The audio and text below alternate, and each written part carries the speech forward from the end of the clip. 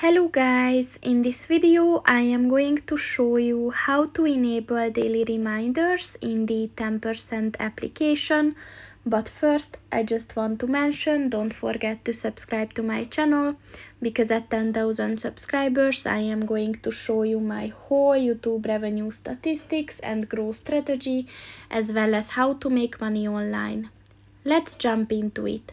First of all, open the application on your phone and then click on the person button at the top of the page on the left, and then click on the settings button at the top of the page on the right, and then at the manage section click on the reminders button, and then next to the daily reminders section click on the white circle to enable it.